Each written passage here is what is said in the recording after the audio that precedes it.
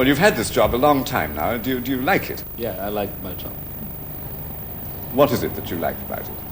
I think I like my job not because I have power to consolidate my own position to perform to satisfy my political ambition, but I would like to take responsibility and to do something good for the country and the people.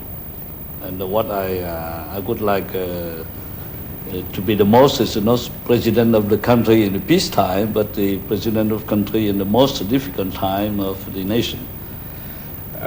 A common criticism that I've heard of you is that you're not really interested in politics, but you do understand and have a liking for power. Is that a fair criticism? It's not true. You come from the countryside yourself, from a small family in a small place. Why do you think the Viet Cong, the communists, have had success among the people in the countryside? I think that the Vietnamese people, both in North Vietnam and South Vietnam before and 1945, has been lured by the communists.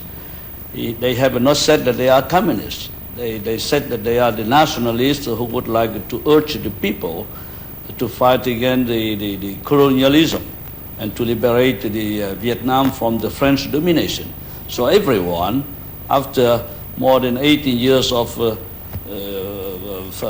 French domination, would like to be independent. So the word independence is a very attractive, it is a very exciting word for any Vietnamese. So everyone was behind the Viet Cong for the first period of the struggle. And then when they realized that there is not really a struggle for independence, but the struggle for independence first and for the communist domination after, so the people, when they realized that it's too late. Well, under what conditions then do you see communists participating in the government of South Vietnam? I think first, that to permit the South Vietnamese people to perform his right of self-determination through free and democratic election. I think that the presence of foreign troops and especially the invasion North Vietnam troops must be solved. The people of South Vietnam cannot perform his right of self-determination as long as we have any foreign troops in South Vietnam. And above all, the troops of North Vietnam who have invaded the country. Now, if the North Vietnamese army does not withdraw from the south, and there are some 20 divisions there at the moment in the country, what will you do?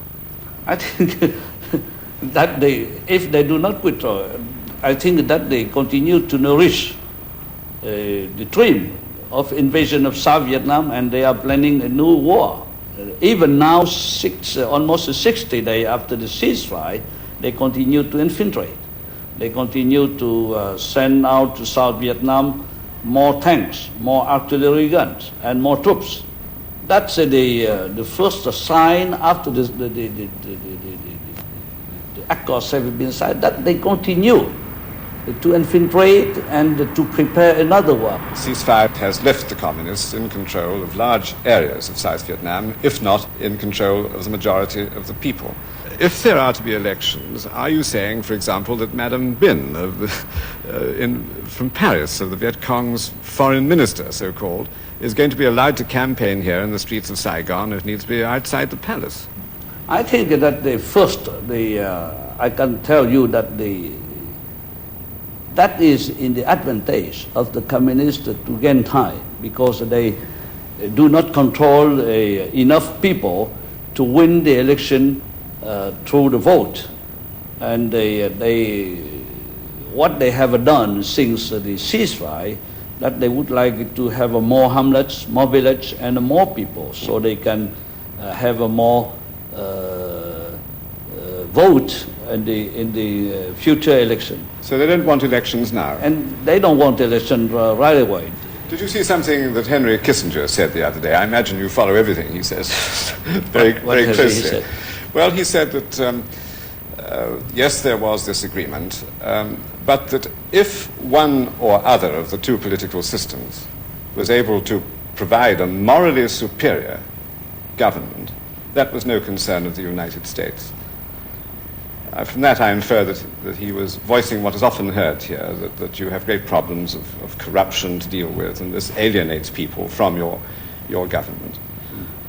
I think that those problems will be solved when we have no more war. I think that in a poor country with the very long war, as long as we need aid from the outside, the condition of living inside the country is in the poor condition. I think that sources, that's the origin of any social problem, even including the corruption. Now I think we are in peace, and I think that those social problems will be reduced or will be... He seemed to be voicing some kind of doubt, though, that you were capable of doing that in South Vietnam.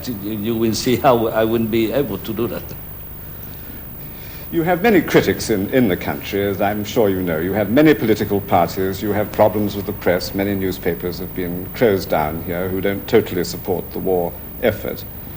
Who do you believe in South Vietnam is with you when it comes to a choice between a communist and a non-communist state? I think that the South Vietnamese people will choose non-communist.